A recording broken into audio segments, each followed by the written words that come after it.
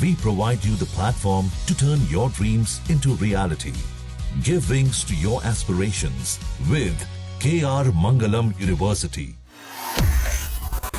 जंग के बीच क्या ईरान में सेना ने सीधे सत्ता अपने हाथों में ले ली है? और क्या तेहरान में सैन्य तख्ता पलट हो गया है? या आखिर ये सवाल क्यों?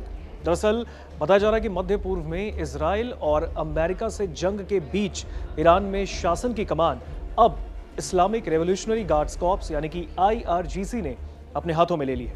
अब आखिर इसका मतलब क्या है? क्या इससे वहां के राष्ट्रपति की ताकत कम हो गई? इसका मतलब यह है कि राष्ट्रपति मसूद पेजेश्कियान को पूरी तरीके से दरकिनार कर दिया गया है। दरअसल प्रेसिडेंट पेजेश्कियान के द्वारा की गई नियुक्तियों और बड़े फैसलों पर तत्काल रूप से रोक लगा दी गई।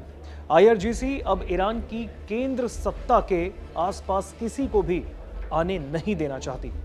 तो क्या ये हालात ईरान में सैन्य तख्ता पलट की ओर अब इशारा तो नहीं कर रहे? क्योंकि सवाल यही है कि आखिर वहां के राष्ट्रपति मसूद पेजेश्कियान की ताकत आखिर कैसे कम हुई? ईरान में अगर हम आपको बताएं तो अब राष्ट्रपति की भूमिका काफी लिमिटेड है।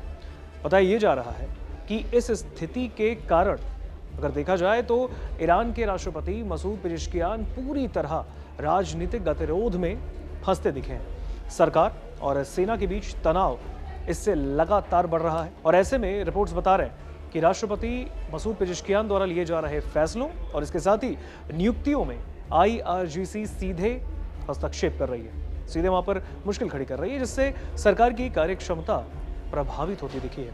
अगर पिछले हफ्ते की बात करें तो राष्ट्रपति मसूद पेजेश्कियान ने नए खुफिया मंत्री की नियुक्ति करने की कोशिश की, लेकिन ये कोशिश भी उनकी असफल हो गई।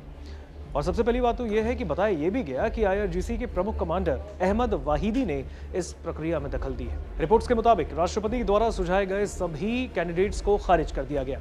इनमें हुसैन दहगान का नाम भी शामिल था। इसके साथ अगर हम देखें तो कमांडर का भी कहना था कि मौजूदा जंग जैसे हालात में सभी संवेदनशील पदों पर नियुक्ति का जो हक है वो सीधे IRGC के पास होना चाहिए, यानी सेना के पास। और ऐसे में ईरान की राजनीतिक व्यवस्था में आमतौर पर राष्ट्रपति मसूद पेजेश्कियान खुफिया मंत्री की नियुक्ति सुप्रीम लीडर की मंजूरी के बाद ही करते हैं। लेकिन अगर हम देखें तो इस जंग के बीच इस वक्त सुप्रीम लीडर मुस्तफा खामेनेई की स्थिति और लोकेशन को लेकर अब भी अनिश्चितता फैली है। आगे रिपोर्ट्स में कहा गया है कि हाल के हफ्तों में वो सार्वजनिक रूप से दिखे नहीं, यानी कि जो मुस्तफा खामेनेई वो कहीं दिखते नहीं, उनकी तस्वीर आई और ऐसे में अटकलें तेज हो गई हैं और इसी वजह से राष्ट्रपति मसूद पेजेश्कियान अपने फैसलों को आगे नहीं बढ़ा पा रहे हैं। अब इन हालात में अगर हम देखें तो IRGC की पकड़ ईरान की सुरक्षा और शासन व्यवस्था पर और मजबूत होती दिखी है और इससे सत्ता का जो संतुलन है वो काफी बिगड़ता नजर आ रहा है।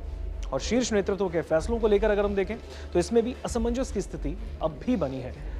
एक्सपर्ट्स कह रहे हैं कि अगर ये स्थिति जारी रही तो फिर ईरान में राजनीतिक अस्थिरता और बढ़ जाएगी। अगर सेना इस तरीके से हर चीज में फैसले लेगी और राष्ट्रपति का हस्तक्षेप नहीं होता है तो फिर कहीं ना कहीं ये जो तस्वीर है वो आगे इसी तरीके से बढ़ती रही तो फिर मुश्किल ईरान के लिए ही हो सकती है।